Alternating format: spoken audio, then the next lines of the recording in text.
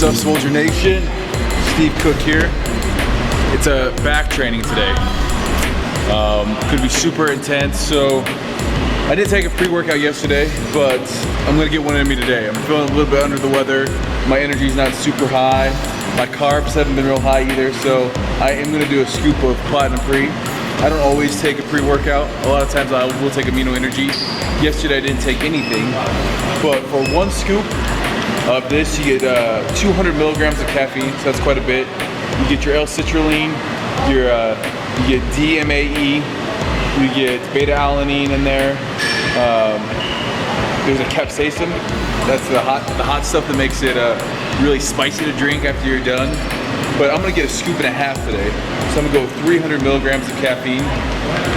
A lot of you probably remember I took off the whole month of December for caffeine, and the reason was just to let my receptors for caffeine, I guess, upregulate again and give my adrenal glands a break. But I probably didn't get any caffeine in me yesterday. The recommended daily allowance for caffeine is right around 400 milligrams. That's gonna depend on your body size, but I'm gonna get 300 milligrams. This has been my only caffeine today before this back workout. Back and legs are usually the workouts I really like to make sure that I do get something as far as a pre-workout in me, just because they're usually the most intense. Back's, super demanding, especially all the bent over and the deadlifts and things like that. But today, we're gonna get intense. So it's about 25-30 minutes before my workout starts. We're gonna go jump on the treadmill. I'm just gonna down this just because I hate sipping on it because it gets spicy in there. So I cash it. All right, I took my creatine already today, and I didn't put any beta-alanine in there because there already is some in there, but that gives you the tingly feeling. But as you can see, like I talked about before with my supplements, everything's packed and ready to go. My gym bag's a mess, but it's all good because when I'm standing on that Olympia stage, ain't nobody care about my gym bag. All right, let's go warm up. Get a good warm up today because it's super cold out there. And back attack, here we come. It's been a slow day today. There's no one here, I can tell. The parking lot's empty. We're gonna have a gym to ourselves. All these people, I have seen a pretty good amount of people stick with their New Year's resolution so far. So if you're one of those people, keep after it. But today, we got pretty much our run of this place. Do a little bit of a treadmill warm up today.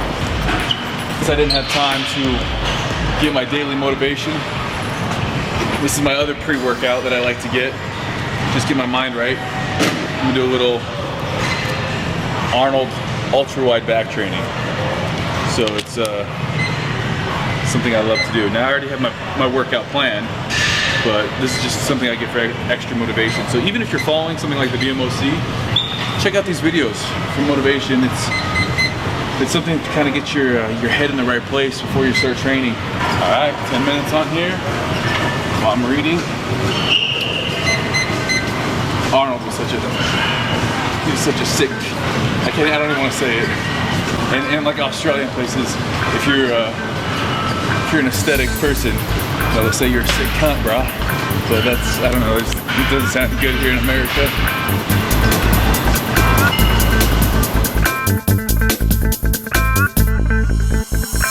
Swoldier Nation back day. Now, a lot of people don't train their back like they should. Besides legs, I think back is probably the most under-trained muscles in the body. And if you think about it, your back makes up about 1/3 of your entire body. It's made up of so many muscles. You have your trapezius, your lats, inferior, rhomboids. Lats. I gotta ask on this. Erector spinae. Get a chiropractor going on here. But your back's made up of so many different muscles that, if you really neglect it, as a bodybuilder, it's going to show up on stage. But even, if you're a housewife at home or just somebody looking to get in shape, you can't neglect your back. Sports, people who do athletes, your lower back is the source of so much power that if you don't train it properly, you're going to be more likely to injury. And if you do train it properly, you're going to see so much better results in there. I mean, your lower lumbar, they're capable of moving massive amount of weights. Besides your legs, your back has the strongest muscles in your whole entire body. So things like deadlifts, it takes a while for those muscles to recuperate, but they're a must to be trained. And you think about it, a 50-inch chest on a big bodybuilder, half of that 50 inches is your back. You're never going to stretch that tape to 50 inches if you're not training your back properly. So you have to, pretty much your back has two functions, to pull and I guess rotate your shoulders back, and then also down. So we're going to be doing movements that are both rowing movements and pull down movements. Pull down movements primarily focus on your lats here. Wide grip is going to be more focused on the outer part. Closer grip is going to be more on the lower and inner part. And then also for back density, a lot of these rowing motions. But back is one of those muscles that biceps will come into play. So you have to be careful on the weights you're doing. If you're not feeling it, you're not feeling those back muscles work, maybe use some straps and really try to take those biceps out of it.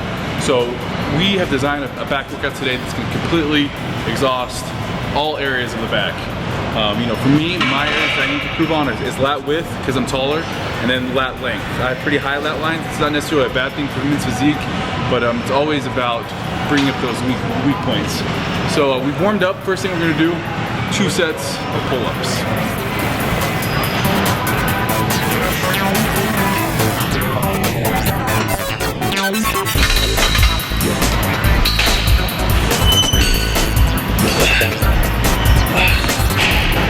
Pull-ups, what I want to make sure that you guys, you know, when you're doing pull-ups, what are the things you want to watch out for? Keep your elbows back. We don't want to bring too much of the deltoids into play. Keeping the elbows back, forcing you to do that. Keeping your back concave. Concave. Is that concave or convex? Your back concave. Ask the chiropractor, yeah, questions. Keeping that lower back concave, chest high and expanded. You'll notice Chad and I both use a thumbless grip. This next set I'll probably use some straps to help out with my grip there, because your biceps start taking into play. But using that thumbless grip, you take less of an emphasis on the bicep and put it more on the back. So use that thumbless grip, use straps when you can. Pretty fast up, and then slow on the way down. Always under control, squeezing it, and then if you can't get, you know, if you're failing at like 5 or 6, have a partner help you out. Or if you don't have a partner, just do some partial reps there. All right. Second, pretty much a warm up. I'm just gonna do as many as I can, but it's all about the feel of it.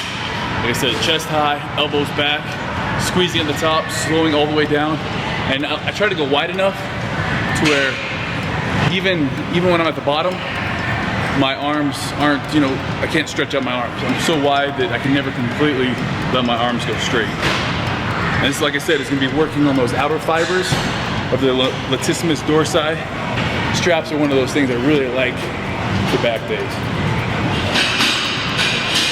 Just because usually your biceps fail first, and that's the weak link in all of this. So if your biceps fail first, you're not going to be able to work your back adequately. So by doing this, you take the biceps out of it.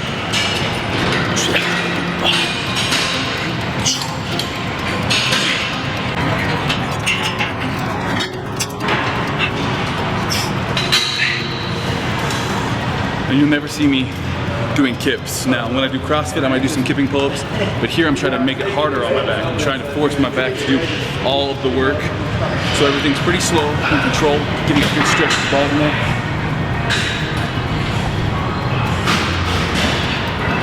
So that was a kind of a way to warm up our biceps and back. And, you know, I never like jumping straight into heavy exercises without warming up my biceps, especially, you know, even though we're using those straps and trying to minimize our biceps involvement in that function.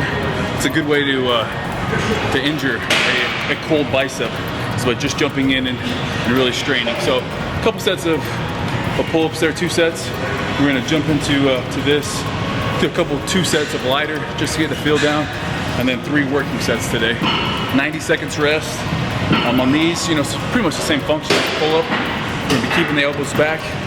You go behind your neck or in front. We're gonna go in front today. Behind's a little bit tougher on the shoulder joints, but really helps stretch out that scapula. So 2 warm-up sets, and then jumping into 3 working sets.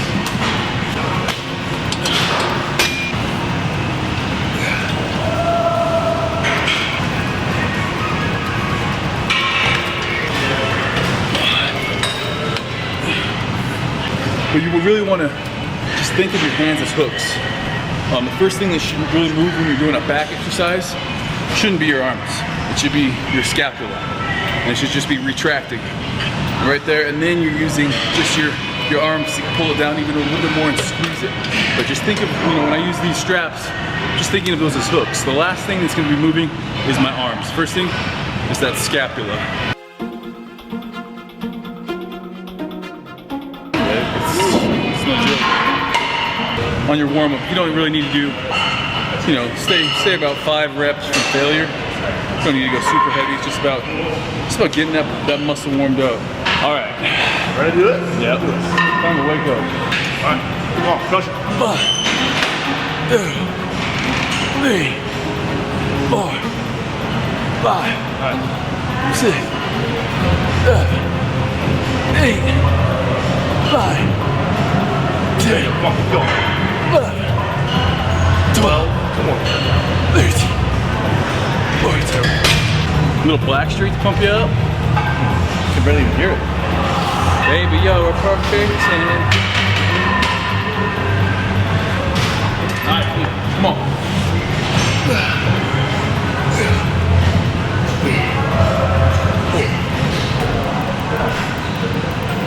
There you go. Big back.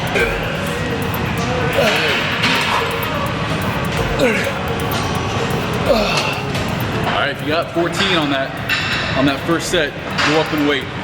Now notice, you're not locking out here up top. Elbows slightly bent, but we're coming up all the way, getting that full stretch and that full contraction on the way down. There we go. And in between sets, I'll just grab onto something and just stretch out those lats. Grab it about waist height. Just pull back and stretch out that lat, just contracting, shortening that muscle. Now we're gonna lengthen it. So that's one reason I like training back right after chest, or even on the same day. Yesterday was our chest day. So if you think about it, all these pressing movements, we're contracting here. Now today, we're doing the exact opposite and just tie in really nicely. So a lot of times, leading up to contests, I'll actually superset back and chest together. It's a great pump and just antagonistic muscles to one another. Just super pump.